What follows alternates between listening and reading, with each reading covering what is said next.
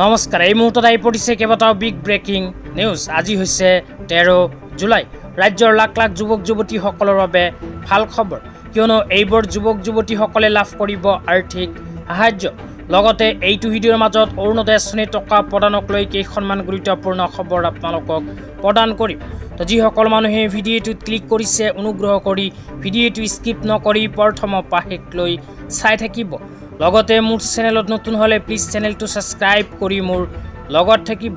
তো বলক ভিডিঅ'টো আৰম্ভ কৰি আজি প্ৰথমটো গুৰুত্বপূৰ্ণ খবৰৰ বিষয়ে বিস্তাৰিত জানি লওঁ। আজি প্ৰথমটো গুৰুত্বপূৰ্ণ খবৰ হ'ল মিছন বসুন্ধৰা আঁচনিলৈ। আপোনালোকে মোবাইল স্ক্ৰীণত চাব পাৰিছে, অসম চৰকাৰে 2026-27 চনৰ বিত্তীয় বৰ্ষৰ বাজেটত মিছন বসুন্ধৰা আঁচনিলৈ এনেকুৱা এক বিশেষ আপডেট প্ৰদান কৰিছে।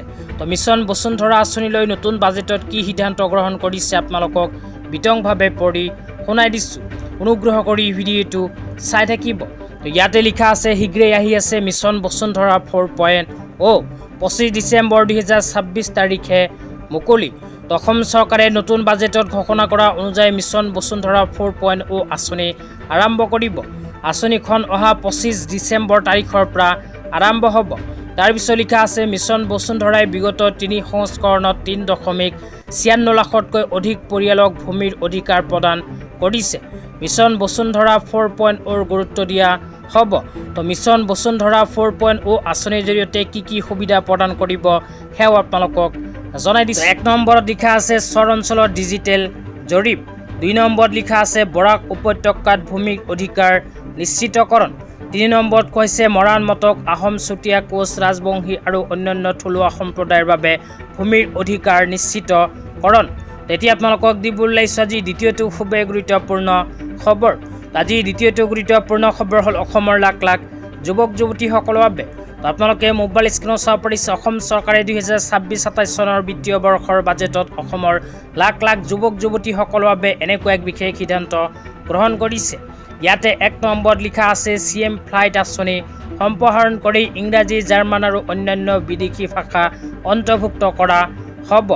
তাৰপিছত 2 নম্বৰত লিখা আছে বিদেশী ভাষা প্ৰশিক্ষণ আৰু বিদেশত কৰ্মসংস্থাপনৰ প্ৰস্তুতিৰ বাবে প্ৰতিগৰাকী প্ৰাৰ্থীক 1.5 লাখ টকাৰ আৰ্থিক সাহায্য প্ৰদান কৰা হ'ব। তাৰপিছত 3 নম্বৰত লিখা আছে animation, video' x, gaming, comics আৰু এক্সটেণ্ড ৰিয়েলিটিৰ ক্ষেত্ৰত দক্ষ মানৱ সম্পদ গঢ়ি তুলিবলৈ AVGC XR টেলেণ্ট ডেভেলপমেণ্ট নীতি অনুসৰণ কৰিব এইখন আঁচনিৰ জৰিয়তে।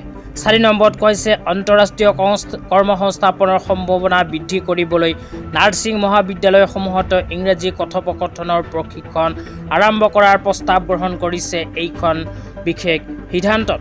তেতিয়া আপোনালোকক দিবলৈ লাগিছোঁ আজি তৃতীয়টো খুবেই গুৰুত্বপূৰ্ণ খবৰ। আজি তৃতীয়টো গুৰুত্বপূৰ্ণ খবৰ হ'ল অসমৰ মাননীয় মুখ্যমন্ত্ৰী ডাঙৰীয়াই প্ৰদান কৰা এক বিশেষ আপডেট লৈ। তো আপোনালোকে মোবাইল স্ক্ৰীণত চাব পাৰিছে, নতুনকৈ অসমৰ মাননীয় মুখ্যমন্ত্ৰী ডাঙৰীয়াই এনেকুৱা এক বিশেষ আপডেট প্ৰদান কৰিছে। ইয়াতে লিখা আছে চৰকাৰ গঠনৰ পাছত পূৰ্ণাংগ বাজেট উপস্থাপনৰ সময়লৈ আমাৰ ৰাইজ কিছুদিন বৰ লগা হ'ল, কিন্তু আমি যেনেকৈ কথা দিছোঁ অহা আগষ্টৰ পৰা অৰুণোদয়ৰ বাইদেউ ভনীসকললৈ ৰাজসাহায্যযুক্ত চেনি দাইল আদি বিতৰণৰ লগতে নিযুত মইনা, নিযুত বাবু আঁচনি ৰূপায়ণ আমি পৰ্যায়ক্ৰমে নিয়মিত ৰূপত কৰি গৈ থাকিম। ইয়াতে উল্লেখ কৰা অনুযায়ী যিসকল মহিলাৰ নাম অৰুণোদয় আঁচনিত অন্তৰ্ভুক্ত হৈ আছে আৰু যিসকল মহিলাৰ নাম ৰেচন কাৰ্ডত অন্তৰ্ভুক্ত হৈ আছে সেইসকলৰ বাবে আহি গ'ল ভাল খবৰ, কিয়নো অসমৰ মাননীয় মুখ্যমন্ত্ৰী ডাঙৰীয়াই 2026-27 বিত্তীয় বৰ্ষৰ বাজেটত কৰা ঘোষণা অনুযায়ী মহিলাসকলে অহা মাহৰ প্ৰথমতে লাভ কৰিব অৰুণোদয় আঁচনিৰ ধন। তো যিসকল যোগ্য মহিলা কেৱল মাত্ৰ সেইসকল মহিলাহে লাভ কৰিব অৰুণোদয় আঁচনিৰ টকা।